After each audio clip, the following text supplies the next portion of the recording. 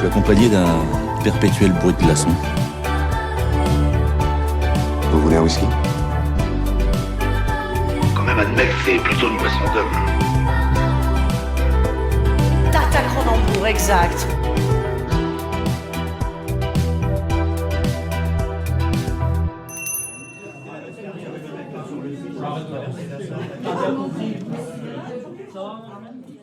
Zoé, bonjour. Salut. Est-ce que tu pourrais te présenter en 3 mots ou une petite phrase?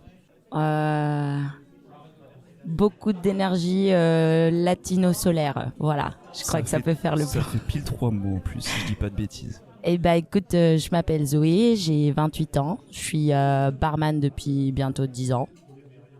Et voilà, je suis arrivée en France il y a 14 ans maintenant. Et du coup, depuis le temps à Grenoble, toujours et encore. Est-ce que tu avais une vision spécifique de ce métier avant de commencer? Pas du tout. En vrai, non, pas spécialement. J'ai un peu atterri dans la restauration par besoin de un peu de thunes de côté pour dépanner ma mère à l'époque. Et j'avais pas une vision particulière avant. Je pense que j'en ai développé une après, mais pas d'avance en tout cas. T'avais une relation avec le milieu du bar ou avec ce métier? Est-ce que tu es quelqu'un qui sortait beaucoup, je sais pas? Non, pas spécialement au début. Enfin, je suis sortie. Ouais, si, j'ai commencé à sortir en étant un peu jeune, on va dire 17 ans, à traîner dans les bars. Parce que du coup, il y avait le Loco Mosquito, ça faisait un peu le repère de latino à l'époque. Et après, en fait, j'ai commencé à sortir avec un gars qui était cuistot. Du coup, c'est ça qui m'a introduit aussi dans le milieu de la restauration. Et c'est comme ça que je me suis retrouvée en tant que barman, le premier poste en saison, en hiver, quoi. C'est exactement où je voulais en venir. Est-ce que tu te souviens de comment tu as candidaté à ce premier job? Ouais, si, carrément. J'ai postulé sur Internet à des offres de jobétudiant.fr à la con, on va dire. Et du coup, j'ai été appelée pour faire en mi-temps, en fait. Donc, les week-ends et les vacances scolaires en saison d'hiver. Ils savaient pas trop s'ils me mettaient en salle ou au bar parce que j'avais jamais fait trop ni l'un ni l'autre. En salle, ça a été une catastrophe directement d'un coup. J'ai cassé beaucoup trop de trucs dès le premier jour. Et par contre, un don naturel ou ce que tu veux, dès que je suis passée derrière le comptoir, ça s'est hyper bien passé. Et ouais, mon premier jour, c'était machine de guerre à tirer des bières. Non, c'était cool. C'est commencé comme ça en tout cas. Est-ce que tu te souviens spécifiquement de ton premier jour ou pas? Parce que ça fait quand même longtemps, je sais que c'est un peu compliqué, vu que ça fait longtemps que tu travailles dans la restauration. Non, si. Enfin, si, je m'en rappelle, je suis montée en bus du coup au Cetlo quand j'avais 17 ans, ouais. En bus pour la première journée, rencontre avec le patron, l'équipe, etc. Et puis du coup, premier service en salle où je glisse et je me casse la gueule et je casse 45 000 bouteilles de coca et des assiettes. Et du coup, le deuxième jour, on va dire, qui du coup était mon premier jour au bar, si à la limite, je peux me souvenir très clairement de mon collègue qui m'avait fait la blague de, comment ça s'appelle, du Château La Pompe, que j'ai passé environ 45 minutes à chercher dans les placards en disant que c'était une bouteille de vin. Sauf qu'en fait, non, c'est juste des bouteilles d'eau, des carafes d'eau, voilà. Depuis, le Château La Pompe est resté à jamais gravé dans mon esprit, c'est bon. J'avoue qu'elle est très très forte celle-là, elle est vraiment forte. Il était particulier, il aimait bien titiller les nouveaux. Après, je pense que ça arrive un peu de partout, c'est le bleu premier qui arrive s'il n'a pas trop d'expérience. Ouais, c'est ça, exactement. Et du coup, est-ce que tu arriverais à tirer c'est peut-être une question un peu bateau, mais est-ce que tu arriverais à tirer un bilan de cette première expérience, de ce premier taf, le premier endroit où tu as travaillé en gros? Franchement, du coup, je me suis découvert une passion pour un truc dans lequel je me sentais hyper efficace déjà. Donc, c'est très agréable de trouver quelque chose dans lequel on se sent bon, comme ça, d'un coup, sans s'en rendre trop compte en plus. De base, je le savais pas avant. Et du coup, c'est ça qui m'a donné envie de continuer en fait. C'est un peu ça a été la porte qui s'ouvre à ok, vas-y, on peut bosser en tant que barman. Ça peut être quelque chose de quand tu vas au boulot, j'ai pas l'impression d'aller au boulot en fait. Et donc du coup, j'ai toujours trouvé ça hyper cool, ouais. Et du coup, qu'est-ce qui t'aurait amené à peut-être prendre un autre métier? Est-ce qu'on peut faire de l'argent avec d'autres métiers qui sont assez ouverts en soi? Ouais, carrément. Le truc c'est que les enfants, j'aime pas trop, donc le nounou, c'était un peu compliqué. Je me voyais absolument pas vendre des fringues dans des magasins. C'est vraiment pas mon... Ça m'inspirait pas du tout. Et tous les petits jobs à côté sur lesquels j'ai pu postuler, soit ça correspondait pas, parce que vu que j'étais encore au lycée, il fallait que ça soit quelque chose d'accessible au niveau des horaires, quoi. Donc c'est l'avantage de... en tout cas, dans ce poste-là, quand j'avais commencé, c'était les week-ends et les vacances scolaires, quoi. Et ouais, non, enfin, ça permettait de bien se complémenter en fait avec la terminale du coup. Comment c'est globalement passé la formation que tu as eue ou l'apprentissage que tu as eu dans ce métier? Parce que moi, par exemple, si je vais pas parler de mon expérience, du moins pas tout de suite, ouais. Mais je n'ai pas commencé en bar par des saisons. Et ce côté saison, je pense, peut peut-être être intéressant. Est-ce que c'est une formation spécifique? Est-ce que c'est compliqué? J'ai pas été vraiment formée, on va dire, sur place. Enfin, c'était plus de, là, tu fais des cafés comme ça, là, tu tires des bières comme ça, t'as des bons qui sortent dans une machine, et puis, tu prépares tes boissons, tu les poses, et puis basta, quoi. Ouais, puis on te met dans le truc direct. Ouais, c'est ça, y a pas eu de... Ouais, non, y a pas eu de formation particulière. À la limite, j'en ai plus eu après, quand j'ai commencé, du coup, dans les bars de nuit, ce qui a fait, pareil, gros changement, du coup, c'est là où je me suis dit, j'arrête les saisons et je travaille dans des bars de nuit. Mais, ouais, là, j'ai eu un responsable qui m'a beaucoup plus... formé au niveau que ce soit du service ou par rapport à ses expériences à lui, en fait, de ce qu'il pouvait me raconter de la restauration et comment ça se passait. J'ai fait une saison d'été aussi avant les bars de nuit où j'étais avec une dame qui avait fait l'école hôtelière et du coup, j'ai passé mon temps à écouter tout ce qu'elle avait à raconter. Mais des profils bien différents de plus. Ouais, complètement, ouais. Mais du coup, c'est en écoutant, on va dire, plus les expériences de ceux qui bossaient déjà depuis longtemps à différents postes que ça m'a donné envie, du coup, de continuer ou de pouvoir prendre ça un peu plus au... Enfin, je trouve que des fois, c'est un métier dans lequel on a tendance à te dire que « Ah, mais tu fais ça parce que t'es étudiant ?» ou tu fais quelque chose à côté. Enfin, ou en tout cas, à l'époque, c'était plus comme ça. Aujourd'hui, peut-être que ça change un peu avec le côté mixologie et tout ce que tu veux. Clairement pas. On me pose encore cette question aujourd'hui. Ouais, c'est encore arrivé il y a 3 semaines, hein, mais je trouve que c'est un petit peu moins présent qu'avant. Et en fait, c'est en écoutant, on va dire, toutes ces expériences des autres personnes, en fait, qui avaient déjà travaillé que... Je me suis dit, mais en fait, c'est un métier et je peux faire ce métier-là. Enfin, ça reste une option de travail pour l'avenir, quoi, au lieu d'aller à la fac ou devoir faire des choses que j'appelle un peu plus sérieuses. C'est un peu ce qui t'a donné la révélation de ce métier en soi, du coup. Ouais, complètement, ouais. L'expérience des gens qui t'ont formé. Entre les expériences des gens qui m'ont formé, que j'ai pu rencontrer sur les différents endroits où j'ai pu bosser, et il y avait aussi le côté attirant de c'est quelque chose que tu peux faire n'importe où dans le monde. Et vu que j'ai toujours voulu voyager ou bouger de n'importe où j'étais, ça faisait vraiment un très bon compromis entre les deux, quoi. C'est ok, je peux voyager et en même temps je peux travailler n'importe où, quoi. Est-ce que t'as peut-être ressenti des doutes à certains moments dans tes différentes expériences? Non, franchement, j'ai pas eu vraiment de doutes en fait par rapport au métier en lui-même. Ce qui a pu me mettre le doute, c'est des gens qui ont tendance à te poser la question de ouais, mais est-ce que tu penses que tu pourras faire ça toute ta vie, quoi? Donc du coup, ouais, ça te fait te demander est-ce que ok, j'aurai l'énergie de continuer ça quand j'aurai 30 ans, quand j'aurai 40 ans. Après, j'ai toujours été très... je réfléchis pas après, et pour l'instant ça me plaît et du coup je vais faire ce que j'ai envie de faire pour l'instant et puis si à 30 ans j'arrive pas à le faire, on fera bien autre chose, quoi. C'est le seul doute en fait, dire que j'ai pu avoir par rapport au métier en lui-même, quoi. Sur le profil d'un barman, est-ce que toi tu as une idée sur qu'est-ce qui peut être un bon barman ou un bon serveur en fonction des établissements? Qu'est-ce que tu penses qu'il faut comme qualité pour faire ce métier? Je pense qu'il faut être déjà un peu passionné par la chose. Enfin, avoir vraiment envie de le faire, en fait. Enfin, si. Faut que ça te plaise un minimum. Sinon, déjà, au niveau de ton service, ça se ressent. Je trouve que la grosse nuance entre quelqu'un qui est bon, c'est quelqu'un qui t'accueille avec le sourire et que tu vois qu'il s'éclate, en fait, dans ce qu'il est en train de faire. Comme tu peux prendre le contraste avec un serveur que tu vas arriver qui va tirer la gueule, que t'as l'impression limite de faire chier, en fait, alors que tu lui demandes un service. Enfin, un service, tu lui achètes quelque chose, tu viens pour consommer. Et t'as vraiment cette sensation de, en fait, je t'emmerde, c'est incroyable. Du coup, je pense que la qualité de être passionné pour que du coup ça se ressente au niveau de ton accueil client et de comment tu vis le taf, c'est hyper important. Et il faut pas être trop mou du cul. Ou peut-être que ça dépend des établissements où tu bosses, mais les gens que je trouve manquent d'énergie ou qui sont juste, des gens chill, c'est même pas négatif ce que je dis, c'est juste des gens qui vont être plus posés. Franchement, des fois, tu te dis, non, mais fais pas ça. Enfin, en fonction de là où tu choisis de travailler, fais pas ça, tu vas te faire bouffer, ça va te fatiguer, ça va te saouler, en fait, en plus, hyper rapidement. C'est comme j'avais un pote. Le gars, c'était l'homme le plus associable de la Terre. Les gens l'emmerdaient profondément, mais tout le monde. Mais par contre, il voulait être barman. Et ce qui était incroyable, c'est qu'il était bon, ce con, tu vois. Il arrivait à vendre tout ce qu'il pouvait et c'était assez ouf. Mais si tu l'entendais parler, c'était le contraste de quelqu'un vraiment qui déteste les gens. Et j'ai jamais compris pourquoi, du coup, cette envie de rester dans le monde des bars, alors que du coup, il passait sa journée à râler en continu parce que les gens l'emmerdaient profondément. Ouais, j'en connais un comme ça aussi. Est-ce qu'il n'y a pas peut-être un peu un côté acting derrière ce métier?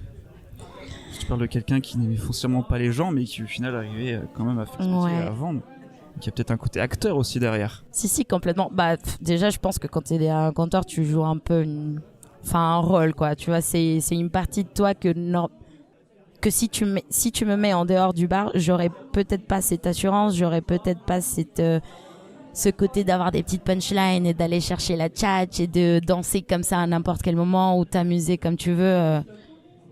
Il y a... Enfin, pareil, j'ai eu un autre collègue avec qui on travaillait où on appelait ça le masque, en fait. Le masque qu'on se met quand on commence notre service pour devenir, on va dire, d'un coup, les gens les plus sociables du monde et les gens hyper sympas avec n'importe qui et essayer d'avoir quand même la patience avec même le plus grand des tocards qui tu peux tomber dessus. Enfin, c'est pas grave, tout est censé être fun. T'es là pour vendre du fun, donc du coup, en tout cas, en bar de nuit pure et dure, ce que tu vends, c'est du rêve, donc faut bien mettre ce petit masque, je trouve, pour dire ce soir, on revend du rêve et demain, on recommence. Et même si ta journée n'a pas été agréable, t'as pas trop le choix non plus, quoi. Ouais. Ça, des fois, c'est un peu le petit souci où il y a des journées où t'as vraiment pas envie et qu'il faut quand même essayer. Moi, je sais que j'avais trouvé la bonne ou mauvaise solution, ça j'en sais rien, mais du coup, ouais, en général, si tu picoles un peu derrière, bah c'est un peu plus simple de se dire, bon, aujourd'hui c'était une mauvaise journée, mais allez, on va boire un petit shot, on va se mettre une petite musique, et au final, ça se fait tout seul. Peut-être pas tout seul, mais tu arrives du coup à... Mais c'est vrai qu'il y a besoin peut-être de ce petit degré d'alcoolémie dans ton sang pour se motiver, quoi. Justement, on y reviendra tout à l'heure et je pense qu'on aura pas mal de trucs intéressants à dire là-dessus. J'aimerais que l'idée du podcast, c'est de faire un peu découvrir aussi ce métier aux gens qui le connaissent pas. Ouais. Imaginons qu'il y ait des débutants ou des gens qui ont envie de se lancer dans le métier. Qu'est-ce que tu pourrais leur donner comme conseil? Ouais, c'est compliqué ça. Hein. Ouais. Je sais pas en vrai. Si c'est par rapport au métier en lui-même, c'est de se trouver un établissement où il y a des gens qui ont envie de lui apprendre quelque chose et dans un établissement bienveillant en fait. Si ça peut être un conseil, je sais pas si ça marche. Je pense que oui. C'est totalement. De chercher un endroit en fait qui soit qui ait ce côté un peu bienveillant, parce que des fois je trouve qu'en fonction des établissements où tu peux commencer ou en fonction des collègues, c'est pas forcément les établissements mais avec qui tu travailles, tu peux aussi avoir un côté hyper nocif ou avoir des côtés un peu dark side qui font partie de ce magnifique métier. Et que du coup, si tu tombes direct comme première expérience dans ce genre de truc, c'est peut-être pas quelque chose qui va te tirer vers le haut, qui te donnera envie de continuer à découvrir, à faire ce taf, limite qui peut t'en dégoûter, quoi. Mais bon, après, ça, c'est un peu les aléas. Tu sais jamais sur quel établissement vraiment tu vas tomber, mais si la personne a l'occasion de faire différents essais, par exemple, c'est quelque chose que je proposerais aussi, de pas forcément dire oui à la première chose qui te tombe dessus, mais c'est peut-être s'amuser à faire 2-3 essais dans 2-3 établissements différents, comme ça t'as peut-être un aperçu un peu plus large. Et du coup là maintenant je suis en train de penser à... J'aimerais qu'on parle un peu carrière et des avenirs du barman, comment on peut évoluer, tout ça. Notamment toi qui as vécu justement pas mal de types de bars différents et de services différents. Comment tu vois ça? Est-ce que tu penses que c'est une carrière qui est très verticale ou... Parce qu'en soi, t'as commencé là-dedans, t'as été barmaid, t'as été manager, si j'ai bien compris. Ouais, resto bar, ouais. Après, en soi, c'est un travail qui est assez limité dans l'évolution, non? Je sais pas comment tu vois ça. Ouais, si. C'est vrai que, soit tu finis responsable et t'acceptes ton poste de responsable et en fait tu fais que ça pendant des années et des années. Après le responsable, je pense que le prochain pas, c'est du coup t'achètes ton bar ou t'ouvres toi-même ton propre établissement. Quand tu bosses dans la resto, pas juste le bar, mais vraiment dans le côté plus restaurant, je pense qu'il y a plus d'évolution. T'as ce côté, comment ils appelaient ça? Tu passes de chef de rang et puis après, en fait, t'es chef de salle. Et puis après, il y avait un des établissements où j'ai travaillé à La Réunion, t'avais le maître d'hôtel qui du coup finalement était le chef de tous les trucs, de machin. Et puis en fait, encore au-dessus de lui, tu pouvais être encore manager de tout l'établissement.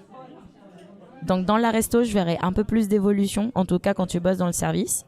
Mais dans le bar en lui-même... Après si, j'ai des potes... Enfin, j'ai eu des connaissances, par exemple, des gens qui finalement se sont dit, bah en fait, je vais devenir barman, mais en presta. Du coup, qui vont... Et je trouve que ça peut être une évolution, t'arrêtes de bosser dans un établissement, c'est sûr, mais du coup, tu deviens barman pour des mariages, pour des soirées, pour des festivals, par exemple.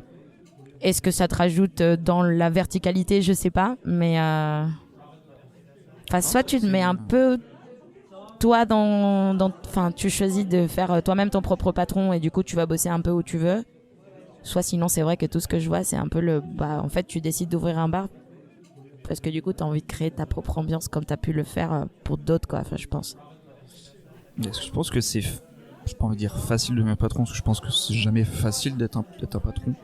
N'importe quel métier ou n'importe quelle branche. Je pense que c'est ouvert à tous. Je pense que c'est ouvert à tous, mais que pas tout le monde peut tenir, du coup.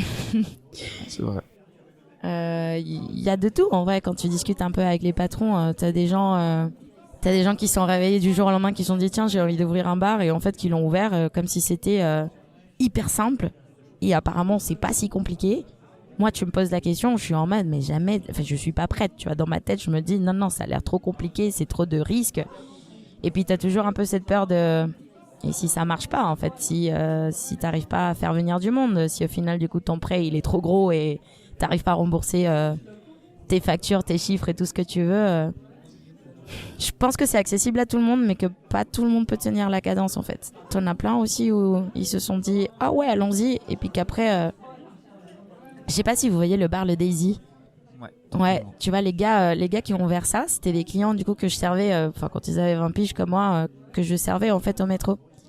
Et quand ils avaient ouvert, j'étais allée les voir et je dis bah alors les gars du coup ça fait quoi Et c'est exactement la réaction de on se rendait pas compte en fait. Enfin, on s'est dit ok, on va ouvrir un bar, mais on n'a pas du tout pensé à tout ce que ça impliquait, ne serait-ce que juste au niveau du service quoi. Et du coup, c'est ça. Bon, aujourd'hui, ils tiennent et ils ont hyper bien géré leur truc et en plus, j'aime beaucoup leur bar et ce qu'ils en ont fait. Mais comme tu peux tomber sur des gens qu'en fait réalisent qu'une fois sur le terrain en fait tout ce que ça implique d'avoir un bar. C'est pas juste tirer des bières et s'amuser quoi, c'est que t'as tout un arrière-boutique à travailler, à tenir, à développer et les gens ont tendance un peu à oublier ça je pense, quand ils se disent ouais, ouvrons un bar. Il y a tout ce côté paperasse, tout ça qui... Je suis simple barman, je connais pas mais pareil, j'aimerais être patron et j'imagine pas mais la charge de travail que ça doit apporter. Ouais, mais tu vois, là où je travaille actuellement, donc du coup au Paye ta bière, je suis avec des patrons qui de base étaient un peu potes, connaissances, mais pas plus que ça. Ils se sont littéralement réveillés un jour en se disant ah tiens, on va ouvrir un bar avec salle de brassage à bière et on va mettre un petit comptoir parce que les gars se sont rendus compte qu'en fait le comptoir ramenait beaucoup plus de monde que les ateliers brassage. Donc en fait ils ont fermé l'atelier brassage, maintenant ils ont mis des canapés partout et c'est juste un bar. Et quand j'en ai discuté avec lui, du coup, avec ce côté de tu fais comment avec la paperasse, enfin comment est-ce que tu as été formé, qui t'a expliqué tout ça, comment est-ce que tu sais faire tes fiches de paye, tes relevés de machin, tes pourcentages, moi comme toi du coup, c'est le côté qui me fait complètement flipper de la chose. Et eux, ils sont là en mode c'était bon, on a fait 2-3 petites formations et puis c'est bon en fait. Donc tu vois, t'as ces gens que tu te dis ça a l'air si facile et comme derrière t'as d'autres personnes où tu te rends compte que ah non, c'est pas facile pour tout le monde en fait. Il y a peut-être des gens qui ont plus de facilité là-dessus que d'autres. Et tu vois, tu parlais Enfin, on était allé un peu sur le sujet de la verticalité du métier et tout, et pourtant il y a beaucoup de barman qui restent dans ce milieu très... je pense notamment au métier d'ambassadeur pour des marques d'alcool ou de commercial. C'est vrai que ça on n'en a pas parlé. Est-ce que ça peut être une sorte d'évolution aussi, peut-être ? C'est une belle évolution, mais je trouve que du coup l'offre et la demande n'est pas... Enfin, moi je trouverais ça trop cool de devenir ambassadeur, je sais pas, Chartreuse ou Jack Daniels ou un truc en vrai commercial, c'est vraiment... C'est ce que tu bois comme shot. Non, pas du tout en plus. Je déteste la Chartreuse. Mais c'est pareil, en fait, t'as pas 15 milliards de postes. Enfin, tous les barman peuvent pas finir commerciaux en fait. T'as pas assez de place. Après, c'est sûr que c'est cool comme évolution parce que je pense que tu reprends un peu plus des horaires normaux. Enfin, j'ai envie de dire un peu des horaires de bureau. Et encore, on connaît quand même des commerciaux qui vont se balader le soir pour aller dans les bars, faire un petit coucou, vendre un peu le produit ou être un peu présent de temps en temps, quoi. Mais ouais, je pense que tu retrouves... ça n'a rien à voir, mais du coup, ça me fait penser, par exemple, j'ai un pote qui était barman et qu'aujourd'hui, le gars, il a racheté ses boissons du monde. Et ça, par exemple, c'est une... pareil, l'offre et la demande, il n'y en a pas beaucoup, hein, mais c'est une évolution que j'ai trouvée hyper chouette. Parce que du coup, maintenant, il est distributeur, ils ont racheté ça avec 2 potes.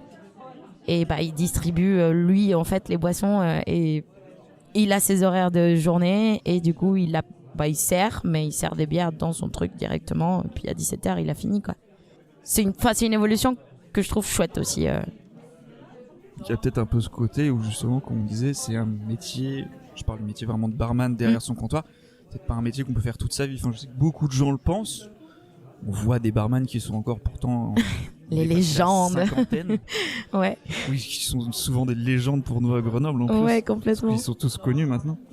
Ouais, comment tu vois toi ce côté où est-ce qu'on peut faire ce métier toute sa vie? Est-ce qu'il faut justement repasser un moment à des horaires de bureau? Moi, je pense si on en parle pur et dur en tant que barman, je pense que tu peux le faire toute ta vie. Il y a juste des conditions en fait qui rentrent en compte. Alors déjà, si tu as envie d'avoir une vie de famille, faut partir du principe que c'est compliqué. Surtout si par exemple tu es en couple avec quelqu'un qui travaille pas du tout de nuit. C'est encore plus compliqué. Et il y a l'alcool aussi. En fait, tu peux faire ça toute ta vie. Carrément. Mais si tu picoles, tu continues en fait ton rythme de picole que tu as quand tu as 19 ans parce que c'est fun. Franchement, je suis pas sûre que tu arrives à 60 ans en pleine forme et en disant ouais, j'adore être barman, c'est génial. En fait, t'es juste alcoolo et c'est hyper triste au final. T'as l'alcool et puis t'as le côté physique aussi, tu vois, tu déplaces des fûts. Alors maintenant, on va passer sur la vie, sur ta vie en tant que barmaid. Est-ce que tu penses que ton travail a globalement un impact sur ta vie ou pas? Complètement. Ouais, complètement. Parce que du coup, tu travailles quand les autres ne travaillent pas et t'es en repos quand les autres travaillent. Donc déjà, par rapport au lien amical ou familial, ça joue quand même sur la balance. Moi, je sais que ma mère, elle rigolait, elle me disait « Ça y est, tu t'es transformée en vampire ». Et c'est vrai que du coup, sur les premières années, c'était service. Et puis en fait, tu dors juste toute la journée et tu revis le soir, quoi.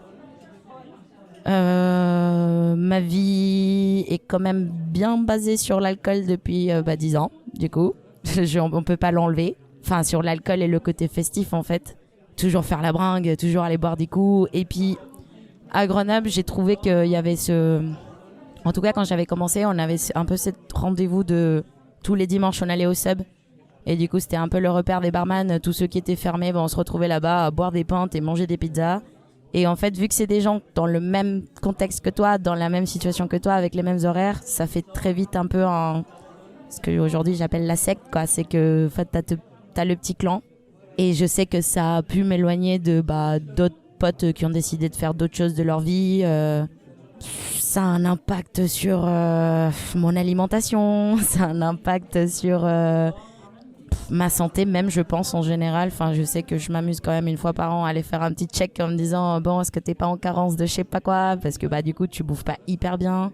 Moi, je sais que comparé à quelqu'un de horaire de bureau ou de lambda, on va dire, dans un autre poste un peu plus train-train, aujourd'hui, moi, je mange 2 fois par jour et puis c'est suffisant, quoi. Alors que, officiellement, on est censé faire autrement. Et puis en plus, quand je bouffe, c'est pas forcément ce qu'il y a de plus équilibré. T'as tendance à bouffer ce qu'il y a autour de ton bar. Tu vas te chercher un tacos, tu vas te chercher un sandwich et puis tu recommences toutes les semaines, quoi.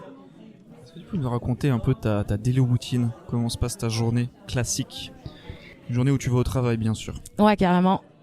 Franchement, c'est petits réveils... Et encore, petit réveil vers 10h, ça va dépendre à quelle heure je me suis couchée. Aujourd'hui, j'ai un peu plus vieilli, donc je suis un peu plus calme sur les côtés sortis. Café, clope, et puis soit tu regardes une série, soit tu fais un peu tes trucs d'appartement, genre tes machines, tes machins. Et en fait, après, tu mets tes écouteurs et puis tu traces au boulot, quoi. Enfin, ça va un peu assez vite. Tu n'as pas forcément d'activité avant d'aller au travail? Un sport? J'ai essayé, ça, ouais. Si, des fois, je peux me motiver à aller courir, mais c'est rare. J'ai très vite... ça peut être très vite ok, je vais aller courir, c'est le début de la semaine. Et puis en fait, au bout de 3 jours de taf, t'es genre, ouais, non, mais je veux plus courir. En fait, je suis fatiguée, j'ai pas envie, quoi. J'ai envie de dormir. Non, les activités, ça sera plus le week-end. Enfin, je profite du coup du week-end pour, je sais pas, par exemple, aller voir la famille ou aller au cinéma ou aller faire des trucs que les gens vont faire de façon lambda un peu plus sur leur soirée.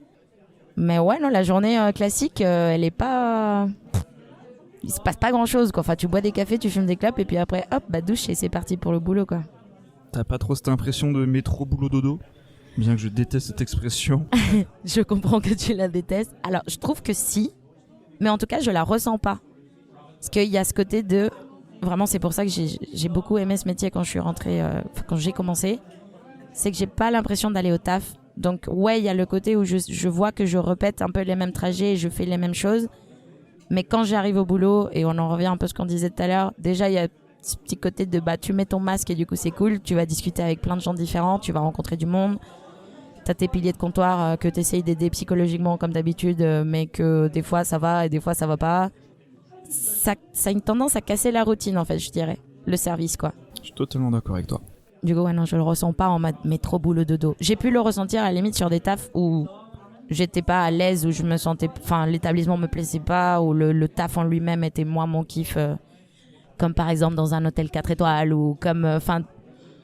Ça a toujours un peu dépendu de là où je travaillais, quoi. Et t'as sorti une phrase parfaite. T'es où je travaille quand les autres travaillent pas et je suis de repos quand les autres travaillent. Comment tu gères ça, toi? Est-ce que t'as l'impression peut-être de rater des choses dans la vie? C'est un côté un peu frustrant, je trouve, quand du coup c'est par rapport aux potes qui font pas du tout partie du milieu ou qui font autre chose. Parce que du coup, tu te dis, je suis pas là pour les anniversaires ou je suis pas là pour... la soirée je sais pas, la remise de diplôme ou je sais pas, j'ai des potes qui font du théâtre et que tu peux pas aller voir les présentations ou même sans parler en plus des amis, il y a le côté où moi par exemple qui aime beaucoup les activités genre expo, musée, concert, j'adore ça, je passe ma vie à souffrir devant toutes les programmations des trucs et faire non, je travaille comme d'habitude. Noël aussi, je trouve que c'est un peu funky, enfin Noël ou Nouvel An en fonction de là où tu bosses. T'as peut-être pas du coup le temps de te déplacer pour aller rejoindre ta famille si t'as besoin de partir loin. Le Nouvel An, si ton établissement est ouvert, en fait tu le fais pas avec tes potes, tu le fais au bar. Ça a un côté cool, comme des fois petite frustration quand même. Je dirais pas que je le vis mal, mais ça crée bien quand même un décalage en fait avec les autres. T'as déjà travaillé toi un soir de Noël au bar? J'ai jamais bossé un soir de Noël, genre Noël. Par contre, j'ai déjà bossé pour Nouvel An, ouais. Mais non, le Noël, à chaque fois, ça a toujours été fermé. Moi, sincèrement, j'aurais vraiment du mal à travailler un soir de Noël. Non, mais en soi, ce qui se comprend complètement, oui, je pense que... Par contre, revenir, parce que j'ai jamais bossé le soir de Noël, mais par contre, devoir reprendre le boulot le 26, alors que tu sais que tout le monde est en vacances, tout le monde est en famille, tout le monde est en train de digérer toute la bouffe que t'as mangée pendant les repas... Et que toi, t'es censé aller ouvrir le bar et que du coup, il y a personne et t'es juste un peu tout seul en mode... Ça n'a aucun sens, ça n'a aucun sens. Tout le monde est... Laissez-moi profiter. Ouais. Tu parlais de tes amis, tout ça. J'aimerais bien qu'on continue un peu sur ce côté-là. Ouais. Est-ce que ça t'a fait perdre des amis de rentrer dans ce travail? En tout cas, j'ai perdu des relations qui pouvaient être très proches de base et qu'aujourd'hui sont des relations qui sont devenues beaucoup plus distantes, quoi. Je dirais pas que ça m'a fait perdre des potes. Par contre, ça m'a fait perdre un couple, par exemple, au tout début. Ça, c'était complètement le cas, du fait du décalage des horaires. Des amis, non, j'en ai pas perdu, mais ouais, j'ai perdu des relations qui étaient peut-être de base plutôt fusionnelles, où on était très, très ensemble souvent, et que du fait du décalage, c'est des potes qu'aujourd'hui, je parle peut-être avec eux que 2 fois par an pour l'anniversaire et pour les fêtes, où t'envoies un petit message et que tu te dis, la vie a fait que, mais... Ils viennent te voir travailler au bar des fois ou pas? Des gens qui habitent dans le coin, oui. Et puis même moi, j'ai plutôt tendance des fois à être là en mode si vous voulez me voir, passez me voir au bar. En fait, ça sera le plus simple. Il y a un côté frustrant par contre quand tes potes ou ta famille ou tes amis viennent te voir au bar. C'est que tu peux pas juste te poser avec eux, tu peux pas... Limite, c'est plus là où j'ai l'impression de louper des choses, je trouve. C'est quand t'as ton groupe de potes qui vient te voir au bar et qui sont posés en train de boire des canons et qui se marrent et que toi en fait t'as juste trop envie d'être avec eux mais en même temps t'es en train de bosser. Là je trouve ça encore plus frustrant au final. Autant c'est une soirée quelque part, t'y es pas, c'est pas grave. Autant quand c'est sur place, ouais. Non mais je ressens aussi ça, je suis d'accord avec toi. C'est qu'il y a vraiment une frustration extrêmement forte. Ouais. Surtout quand tu vois qu'ils rigolent à gorge déployée, tout ça. Je vois exactement ce Ouais, moment. t'as trop envie d'être présent, de dire bah vas-y, moi aussi je veux rigoler, T'as mais envie tu de peux pas parce sortir et que faire, Tata, c'était quoi la blague? t'es complètement décalé. Puis en plus, après tu le ressens, je trouve, avec les quand tu arrives à les voir à un autre moment et qu'ils vont te raconter ouais mais tu te souviens pas ce soir-là, et toi tu dis ça genre bah non je me souviens pas parce que j'étais pas là, parce que je travaillais, encore une fois je me souviens de vous en train de vous marrer et de vous taper des barres, mais moi j'y étais pas quoi. Il y a un peu un côté on est là sans être là en soi. Ouais, c'est complètement ça. Et d'où ce que je trouve après que du coup c'est avec tes collègues au final qui deviennent un peu enfin quand tu t'entends bien, et c'est ce que je trouve aussi très cool quand t'arrives à avoir des collègues avec lesquels tu matches, c'est qu'au final ça devient un peu ta petite famille quoi. Enfin c'est finalement c'est ça tes potes les plus proches, c'est avec lesquels tu passes le plus de temps en plus de ta journée. Tu vas partager en fait ce qui t'arrive au quotidien, si t'as un truc qui va pas ou si t'as un truc qui va aussi, ça va être ouais au final tes potes les plus proches deviennent, enfin c'est plus tes collègues au final qui le deviennent. Ça peut être passager quand t'as des saisons, mais comme des fois je sais pas, quand j'ai bossé au métro par exemple pendant 5 ans, enfin avec mon patron, les 2 patrons et mes collègues, c'était vraiment en fait je passe ma vie avec vous quoi.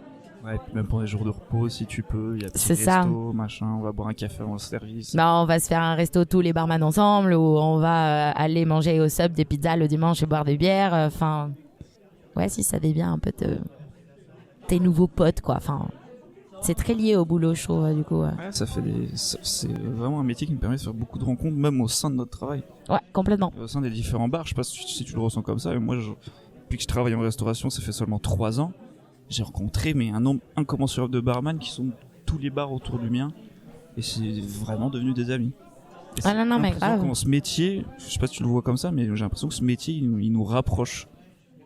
Complètement.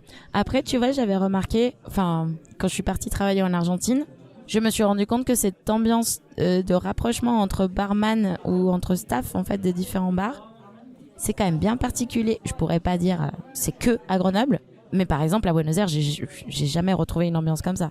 Enfin, l'ambiance était avec les collègues avec qui tu travaillais. On bossait à côté de, je sais pas, 25 bars différents, et il n'y avait pas du tout ce côté où on allait se retrouver avec les autres staff en fin de service. Limite, il y avait plus un peu une question de concurrence. C'était non, il faut qu'ils viennent chez moi, il faut pas qu'ils aillent chez toi, donc du coup, on n'est pas très copains. Alors que pour moi, à Grenoble, ça reste l'exception totale, quoi. Enfin, ici, oui, j'insiste, j'ai surnommé ça la secte quand j'avais 19 ans, et je continue à le dire.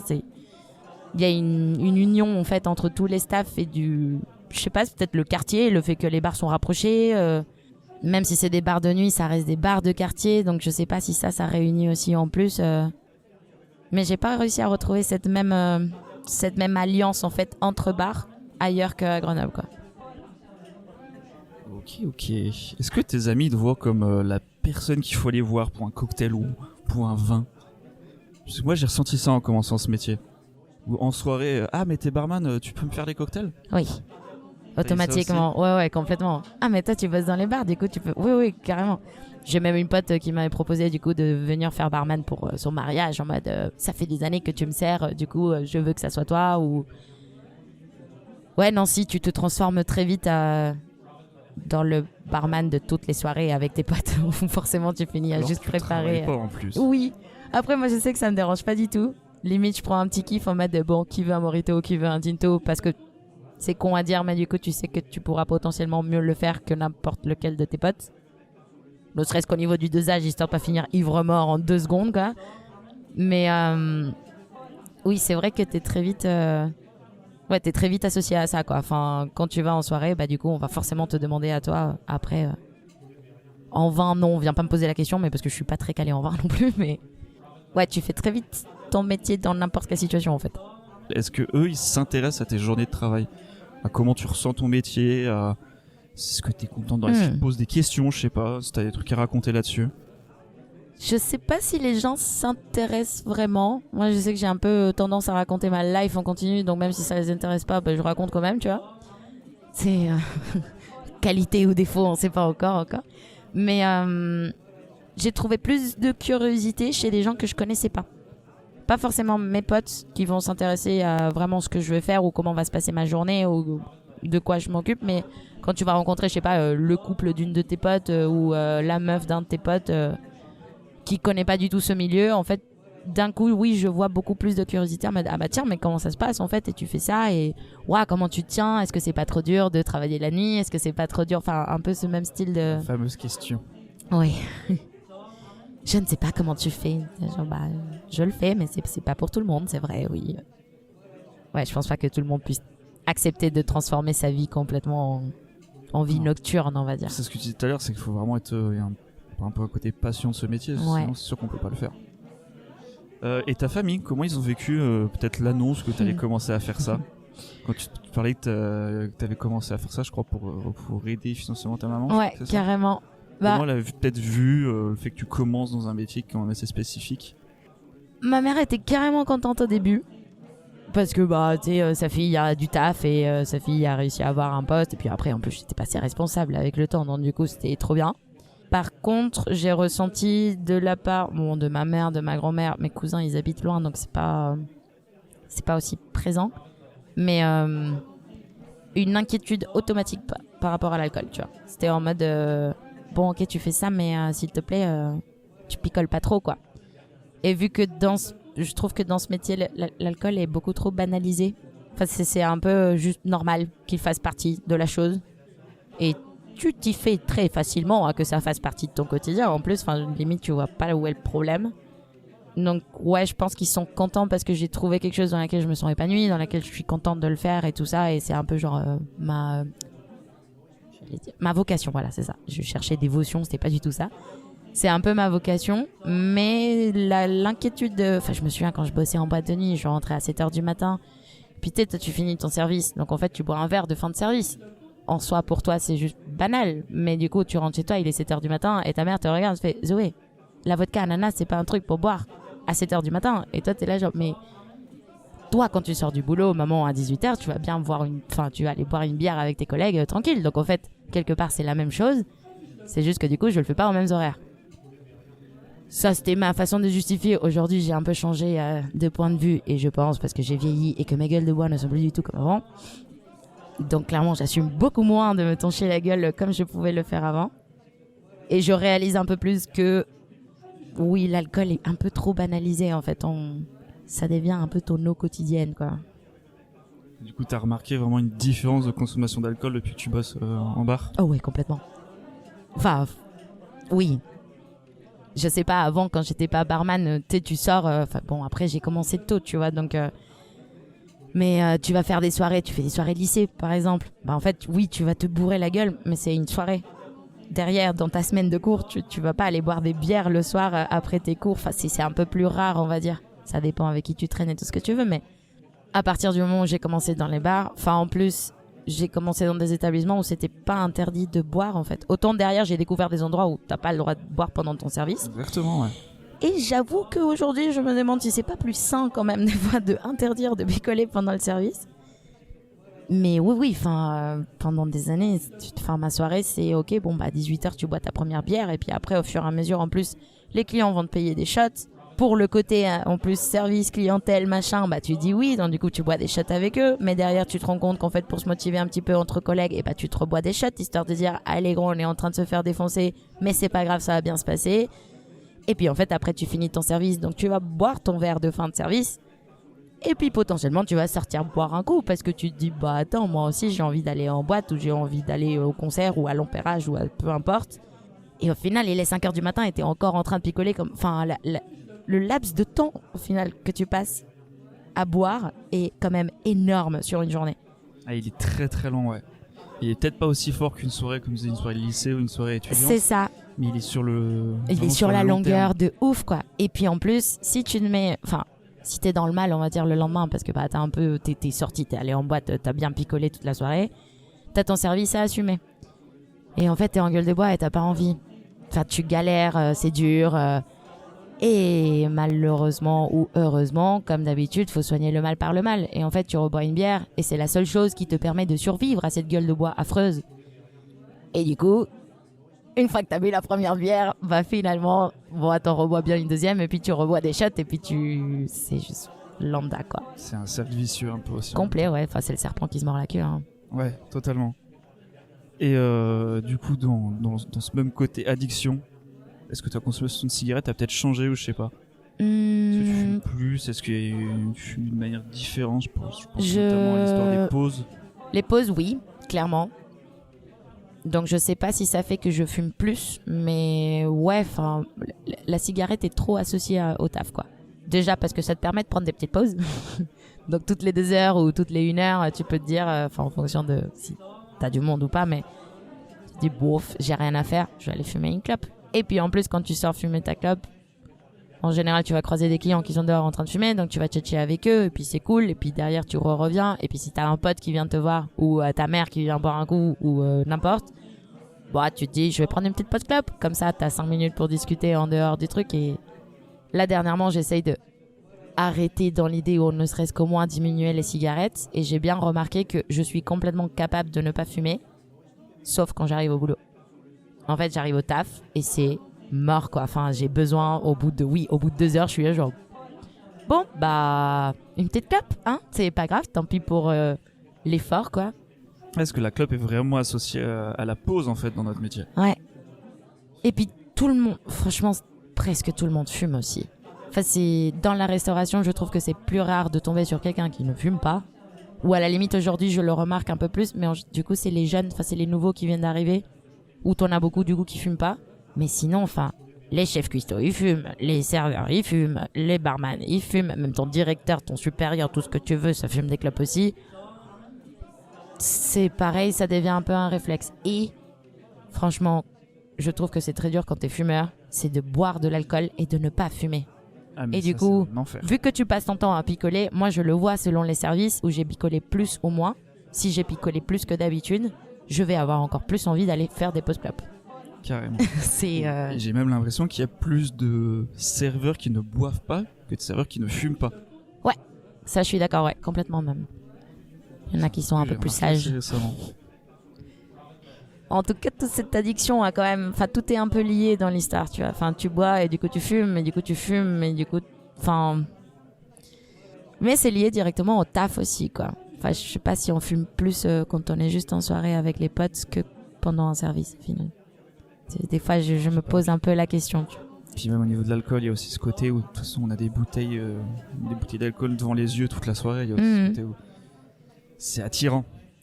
C'est attirant, et nous en plus, enfin avec ma meilleure pote qui était barman aussi pendant un temps, on a fait des festoches en plus ensemble. On a remarqué ce truc de quand tu bosses, en fait, c'est comme si tu avais cette capacité de boire et que tu sentais pas que l'alcool il monte. Et en fait, t'es à fond dans ton taf, t'es concentré, donc ouais, t'es un peu sous, mais c'est hyper léger, t'es juste pompette limite. Et en plus, c'est parfait parce que du coup, pour jouer le rôle de la personne qu'il faut qu'il l'anime, qu'il soit sociable et machin, on est au top. Et comme par hasard, quand tu vas sortir avec tes potes, tranquille, pas du tout en train de bosser, tu vas boire 3 pintes et t'es ivre mort. Et tu te dis, mais quelle est donc la différence du truc? Pourtant, je bois même moins et t'es encore plus bourré. Donc je pense que c'est pareil, c'est lié en fait au fait d'être en train de bosser, comme si, je sais pas, mentalement ou psychologiquement t'arrivais à... L'alcool ne monte pas. Bon, après, des fois, tu t'en rends compte, c'est quand t'as fini ton ménage et tu t'assois, et là tu te dis, putain, mais en fait, je suis complètement sous. Mais pendant le service, ça allait, enfin, ça se voit pas. Ouais, parce qu'il y a ce côté où je pense qu'on se dépense et on bouge dans tous les sens, on court, c'est un taf qui est physique quand même. C'est peut-être ce côté aussi, oui, dans le feu de l'action qui nous donne cette impression qu'on n'est pas beau, alors je pense qu'on l'est totalement. Oui, mais du coup, ce qui fait que tu bois plus. Ouais. C'est pour ça que je pense que c'est quelque chose qu'il faut faire un peu attention des fois. Ça, c'est un truc qu'on pouvait dire pour les petits jeunes qui ouais, si j'ai un conseil à donner à ma cousine de 17 ans, c'est commence pas à boire tout de suite quand tu bosses. Vraiment, essaye de... Très attention. C'est ça, essaye de garder le truc en mode juste le verre de fin de service et c'est tout, quoi. Puis éviter les shooters. Les shooters, c'est le piège. C'est très traître. Tu penses que peut y avoir peut-être un côté... Parce qu'on parle du coup de cette consommation d'alcool et de cigarettes. L'alcool n'est pas quelque chose de foncièrement bon pour le corps, ni pour l'esprit, je pense. Est-ce que je pense que c'est un truc que j'ai remarqué chez certains barman, un côté un peu dépression, un peu fatigué du métier. Je pense que c'est complètement lié. Enfin, ça a pu faire partie des raisons pour lesquelles, par exemple, je suis partie de un de mes tafs, c'est la consommation d'alcool et à la longue, en fait, à quel point, du coup, j'avais ce patron qui me disait, mais moi, j'ai jamais eu la gueule de bois. Et d'un autre côté, je sais genre, mais en fait, t'as pas arrêté de picoler depuis 20 ans. Donc c'est normal, t'as pas de gueule de bois si tu continues toujours à boire. Mais ça n'empêche pas que ton corps, il fatigue, en fait, parce que c'est physique. On peut pas l'enlever, les effets que tu as. Et ce qui fait que, du coup, tu te retrouves avec des gens qui vont avoir moins de patience, moins envie de faire le truc. Et t'es juste là à leur dire, bah, en fait, peut-être que si tu fais une petite pause, que tu essayes de boire du jus de fruits et manger un peu plus sainement et dormir, au lieu de te coucher tous les jours à 5h ou 6h du matin, ivre mort, peut-être que tu pourras retrouver un goût à faire ce que tu faisais. Parce que si des bases, ça te plaisait autant, je pense pas juste que t'arrêtes du jour au lendemain de kiffer. Si je pense que, vu que c'est physique, que tu rajoutes l'alcool, que tu rajoutes la clope, que du coup t'as un rythme de vie qui est complètement malsain, si tu veux le voir comme ça. Après, tout dépend aussi du dosage, hein, on est bien d'accord, mais fatalement, à 30 ans, t'en peux plus, quoi. Puis bon, tu bosses quand même avec des gens qui sont bourrés, donc il faut avoir de la patience. Et du coup, ça aussi, je pense que ça joue sur la longue de... Quand ça fait 20 ans que tu fais ce métier, t'as peut-être envie d'être moins patient avec les gens, quoi. Pour toi, le lieu, un bar, c'est quoi ? Comment toi tu vois un bar ? Qu'est-ce qui te donne peut-être envie d'aller dans un bar ? Ça peut être très spécifique. Moi, je suis très... en fonction de l'ambiance musicale, joue pour moi énormément. Après, je trouve qu'un bar, c'est le côté où tu fais une pause pour, te détendre en général, parce que tu vas boire de l'alcool, donc ça va te détendre un peu. C'est un lieu de retrouvailles ou de rassemblement, parce qu'en général, tu vas avec des amis, et du coup, c'est cool, parce que tout le monde se raconte un peu sa vie. Et tu sais, je trouve que ça fait un peu une pause de ton quotidien, quoi. Tu vas au bar, tu t'assois, tu te poses, tu bois des bières avec des potes et il se passe rien d'autre, quoi. Enfin, t'as pas besoin de... Comme si tu débranchais un peu ton... Ouais, les choses du quotidien qui peuvent t'emmerder ou te peser. Pour moi, il y a le côté aussi où, du coup, t'as de la musique. J'adore, vraiment, c'est de la musique. Ça fait une de mes plus grandes passions dans la vie. Du coup, c'est un endroit où tu peux aller écouter du son, où il peut y avoir des concerts, où tu peux aller voir, en fonction des bars aussi, mais où tu peux aller faire une petite expo, t'as des vernissages, il y a un côté un peu culturel aussi en fonction des bars, des établissements. Ça, je trouve ça cool. Puis c'est partout. c'est universel au niveau du bar, quoi. Si toi, tu devrais ouvrir ton bar, il ressemblerait à quoi ? Le tien, vraiment ton petit bébé. Mon petit bébé, déjà, il y aurait une scène parce que je ferais des concerts, ça c'est sûr. Je voudrais un truc qui peut être simple. Enfin, pas forcément aller chercher dans la complication, mais juste simple mais bon. T'as pas besoin d'avoir 15 cocktails, tu peux en avoir juste 5, mais qui sont genre tellement bons que du coup tout le monde les veut et que du coup c'est cool. Aujourd'hui, vu l'endroit où je bosse, je crois que je serais chaud à avoir que de la bière artisanale ou locale en fait du coin, parce que je trouve ça vraiment cool tout ce que tu peux faire avec la bière en fait, et tous les différentes facettes au lieu de juste boire de la Heineken ou de la HK tout le temps, quoi.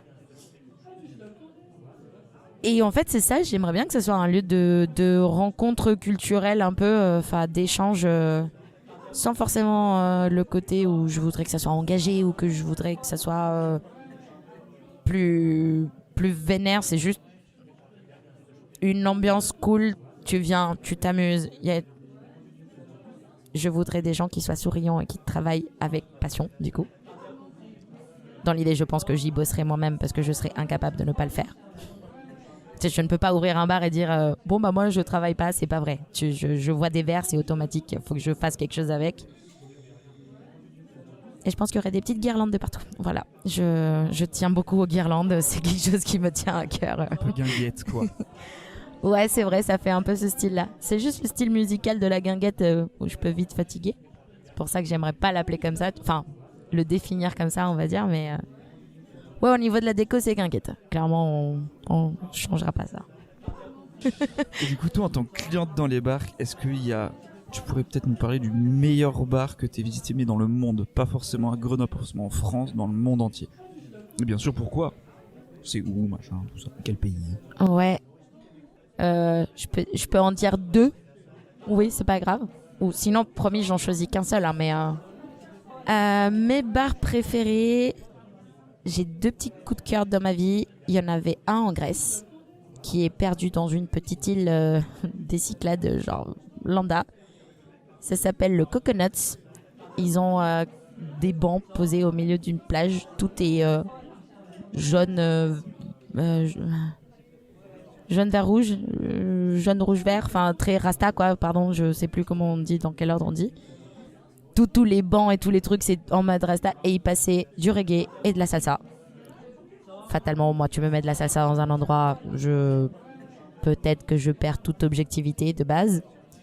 Et c'était juste poser les pieds dans le sable avec des cocktails incroyables. Vraiment incroyables.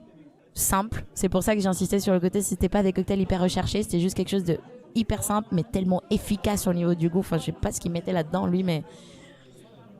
Enfin, clairement, j'avais envie du coup de aller lui dire, vas-y, je peux pas venir vivre avec toi et je travaille pour toi au milieu de la plage. En plus, ils avaient un petit camping pour les gens qui arrivent à pied.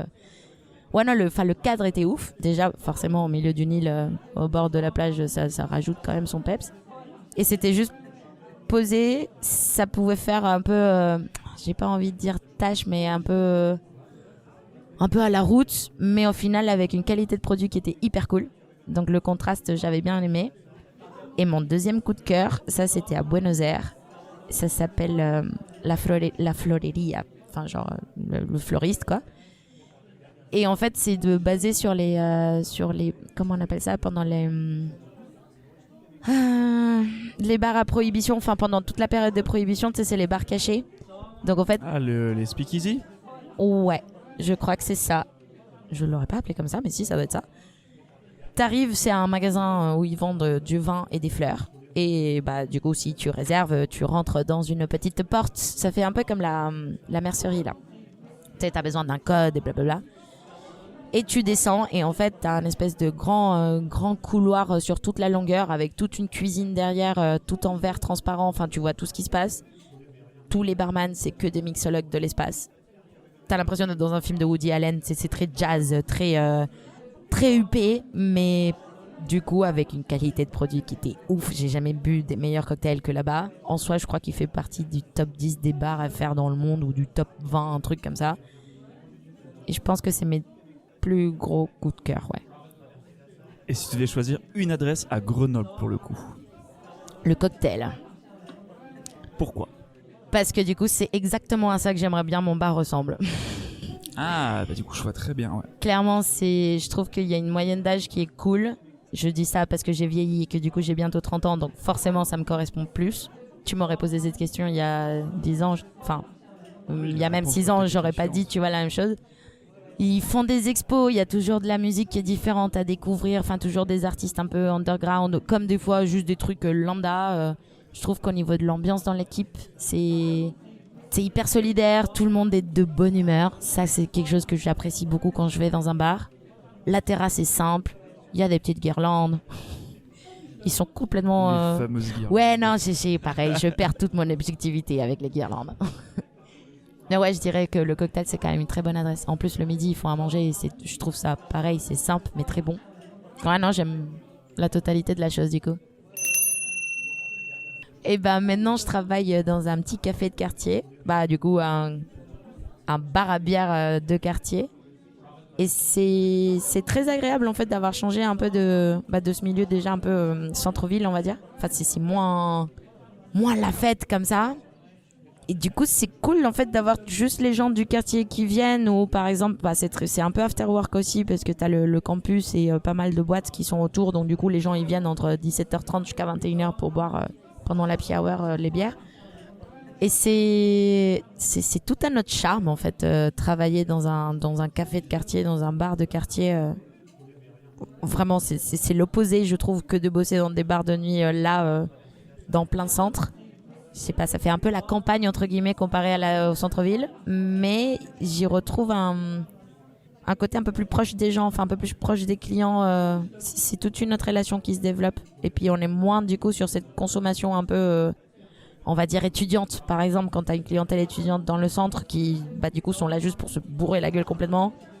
Là, t'es plus sur des gens qui vont aller chercher aussi le côté, la qualité du produit ou le côté service un peu plus cool.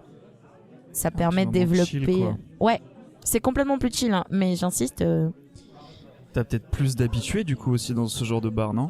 Ouais, clairement, il y en a beaucoup plus.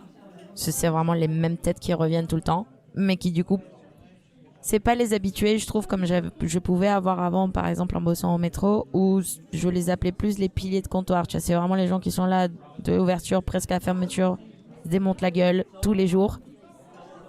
Là, c'est des habitués, mais qui viennent juste pour tous les jours, certes, mais en fait, on va boire 2-3 bières et puis c'était cool, et puis bisous à demain, tu vois. Ouais, voire même une seule des fois. Ouais, J'en ai c'est un ça. comme ça chez moi, tous les jours il vient, mais il boit une pinte et il s'en va.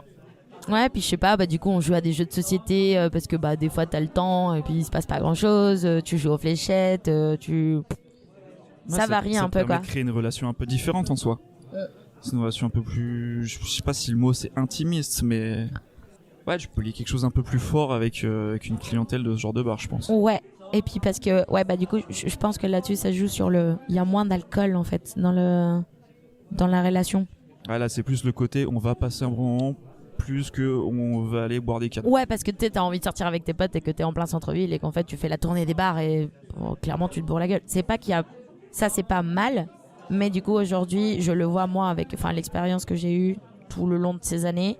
J'avais besoin aussi d'aller chercher un truc un peu plus moins basé sur le côté alcoolisé et juste plus dans l'échange, en fait. Je kiffe vraiment servir des gens, ça me met de bonne humeur, c'est ouf. Et du coup, j'apprécie beaucoup plus la relation que je peux avoir du coup avec des gens qui vont venir juste pour passer un moment tranquille, boire leur bière posée, pépère, que le côté où ils sont juste là pour venir faire la brinque, se bourrer la gueule et puis après il y a plus personne et puis tu nettoies du vomi et puis c'est fini, quoi. Je pense que ça te met de bonne humeur et eux, ça les met de bonne humeur Ouais. aussi en plus. C'est Oui, tu sens l'échange, ouais. ce dont on parlait tout à l'heure avec le côté un peu acteur du barman et tout. On est aussi un peu là, je pense, de mon point de vue, pour apporter un peu de gaieté dans la journée de quelqu'un qui a peut-être passé la journée devant son écran au bureau et qui en a peut-être un peu marre et qui Complètement, a besoin de penser à autre chose, quoi. Genre pour toi, imaginons tu sors en tant que cliente. Qu'est-ce que serait une soirée réussite réussite Ouais, réussite. Réussite, vas-y. Je crois que c'est bon. Réussite dans un bar entre potes. Une soirée réussite dans un... Réussite... Du coup, tu m'as fait bugger. Réussite dans un bar entre potes. On boit des bières, on joue aux fléchettes et on mange de la pizza. Voilà. Aujourd'hui, ça ressemble un peu plus à ça. Après, de temps en temps, j'ai mes moments de craquage où c'est en mode on va au vieux manoir et on se bourre la gueule et on va danser, c'est trop bien.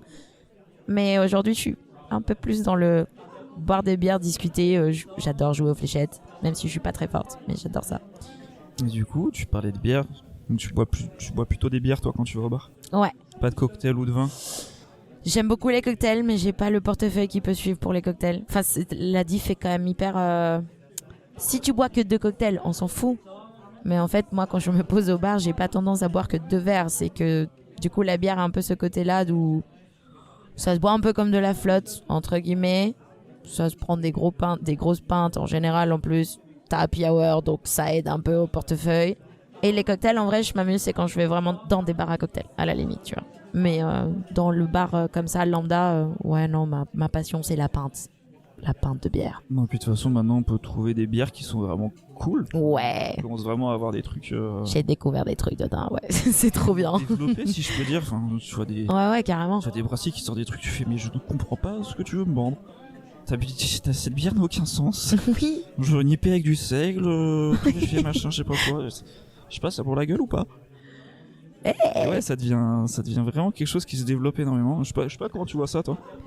Mais j'ai l'impression que Si, l'explosion de la bière artisanale, elle est... c'est impressionnant. Ouais, complètement. Et puis toi qui connais ça par ton travail en plus. Ouais. Bah, j'avais remarqué, tu vois, il y a des années que ça commençait à prendre... Enfin, quand je bossais encore, par exemple, au métro, il y avait eu, tu sais, un premier festival de la bière à Grenoble.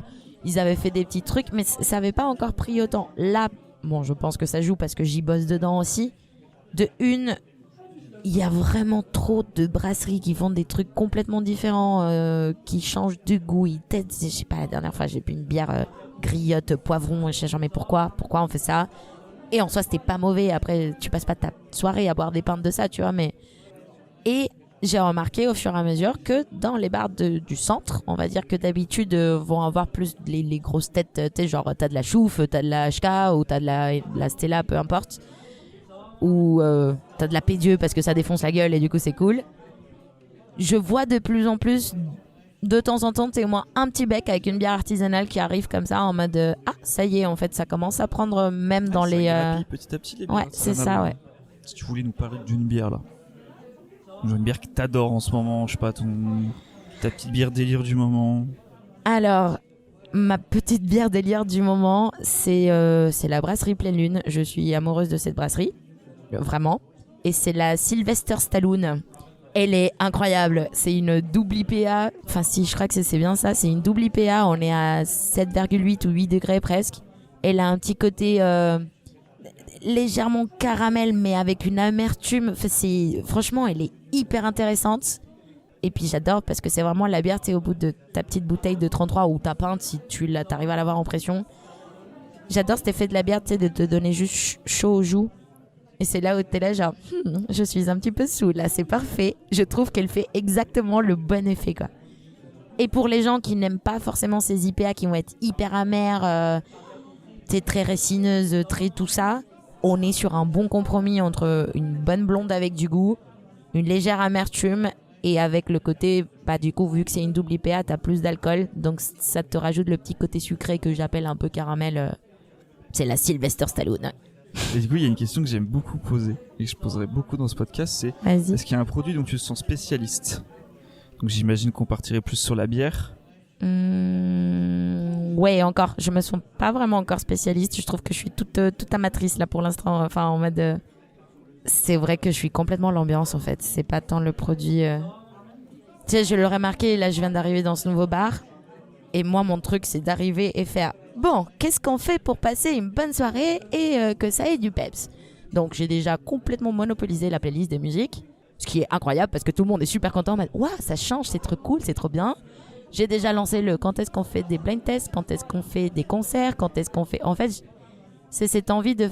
Comme tu disais tout à l'heure, tu vends du rêve un peu aux gens qui ont peut-être passé une mauvaise journée ou quoi.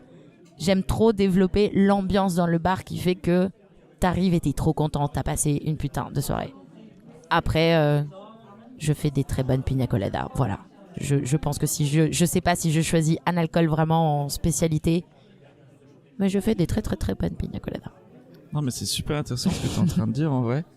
Il y a beaucoup de barman, j'ai l'impression, qui sont là genre pour développer le côté mixologie ou biérologie ou tout ce qui est sommellerie, alors qu'en fait il en faut des gens qui développent l'ambiance, parce qu'un bar sans ambiance c'est un peu triste en général. Dans mon bar, quand la musique elle saute et qu'il n'y a plus de musique, tu fais waouh, ah ça change tout hein. Pas de musique, ce serait sacrément mauvais comme ah ambiance. ouais ça change tout.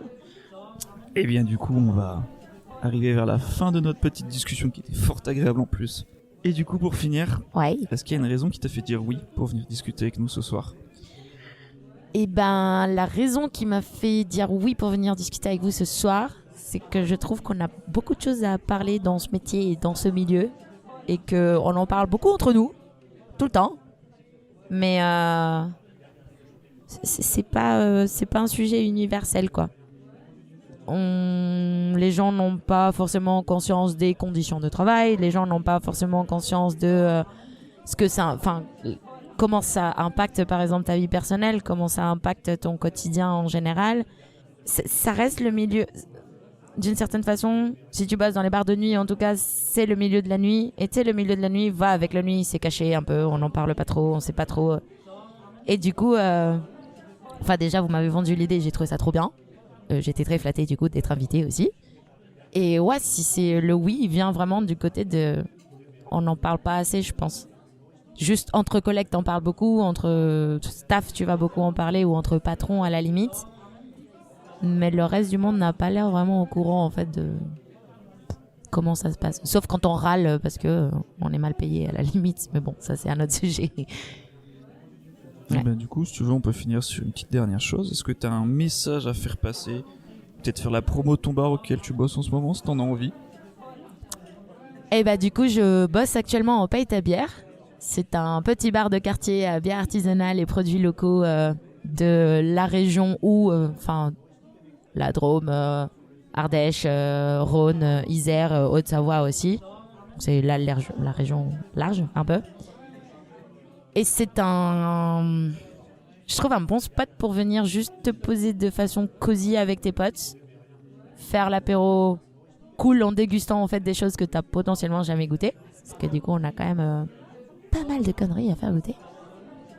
Et ça peut peut-être réveiller en fait, développer un peu plus le palais de curiosité au lieu de juste rester un peu dans cette...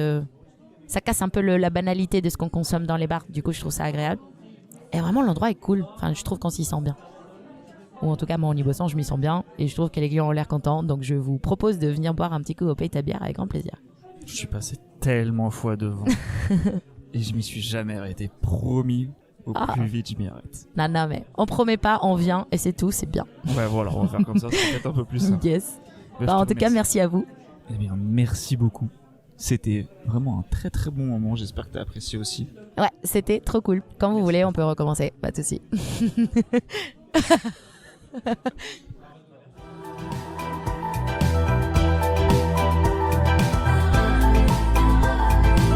suis accompagné d'un perpétuel bruit de glaçons. Vous voulez un whisky? Quand même admettre que c'est plutôt une boisson d'homme. Tarte à Cronenbourg, exact.